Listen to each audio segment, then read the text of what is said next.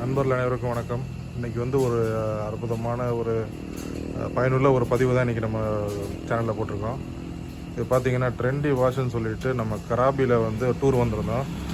அப்போ பார்த்தப்போ இது ஒரு நல்ல ஒரு செயல்பட வச்சு சரி அதான் நம்ம வந்து எல்லாருக்கும் பகிர்ந்துக்கிறலாம். நம்மளை மாதிரி சுற்றி பார்க்க வர்றவங்களுக்கு வந்து துணி துவைக்க வேண்டிய அவசியங்கள் இருந்தால் அப்போ இந்த வழிமுறையை நீங்கள் பயன்படுத்திக்கலான்றதுக்காக இந்த ஒரு பதிவு. இது பார்த்திங்கன்னா கராபியில் அவுனாங் பீச்சுக்கு பக்கத்தில் தான் இந்த இடம் இருக்குது.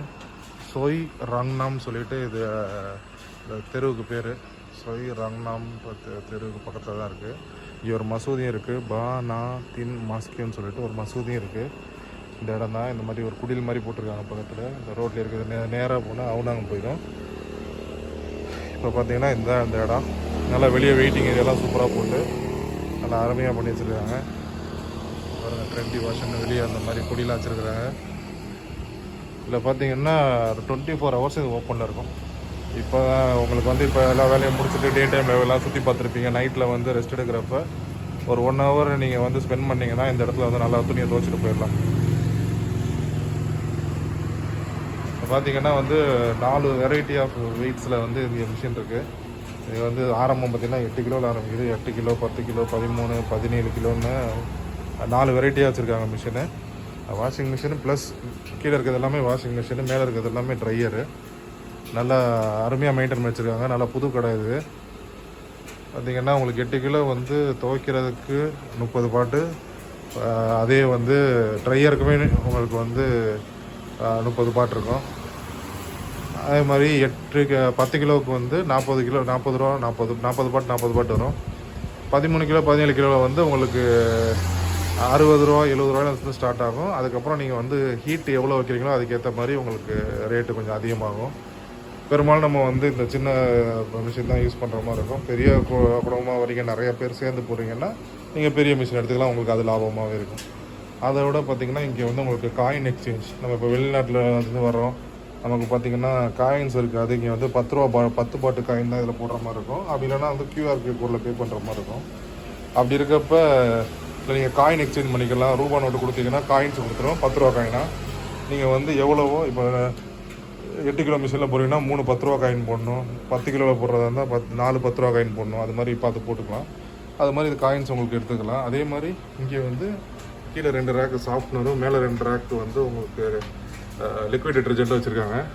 5 பாட்டு. இது நீங்கள் வந்து உள்ளே ஒரு 10 பாட்டு போட்டுட்டு ஒரு சாஃப்ட்னரும் ஒரு லாண்ட்ரி டிட்டர்ஜென்ட்டும் எடுத்துக்கலாம். எடுத்துகிட்டு நீங்கள் வந்து இதை யூஸ் பண்ணிக்கலாம். இதில் ஊற்றி விட்றதுக்கு ரொம்ப சிம்பிளாக தான் இருக்கும். ஈஸி தான். நீங்கள் காயின் போடவே ஸ்டார்ட் ஆகிரும். அதனால் வந்து முதல்ல துணியை போட்டுட்டு லிக்விட் டிட்டர்ஜென்ட்லாம் ஊற்றிட்டு சாஃப்ட்னர் எல்லாம் ஊற்றிட்டு அதுக்கப்புறமா காயின் போடுங்க. ஸ்டார்ட் ஆகி ஓட ஆரம்பிச்சிடும். பாருங்கள், ஆல்ரெடி ஒரு ரெண்டு மிஷினில் ரன்னிங்கில் இருக்குது. நல்லா போயிட்டுருக்கு. இங்கே பாருங்கள், உங்களுக்கு கட் பண்ணுறதுக்கு சிஸ்டர் வச்சுருக்காங்க. அதே மாதிரி ஹேண்ட் வாஷ் பண்ணுறதுக்கு சிங்க்னு வச்சுருக்காங்க.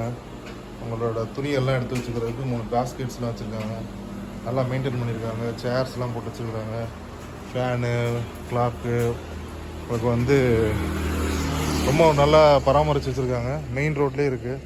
Easy accessible. நீங்கள் வந்து இது மாதிரி வெளிநாட்டிலேருந்து வரவங்களுக்கு இது ஒரு பயனுள்ள தகவலாக இருக்கும் நம்புகிறோம்.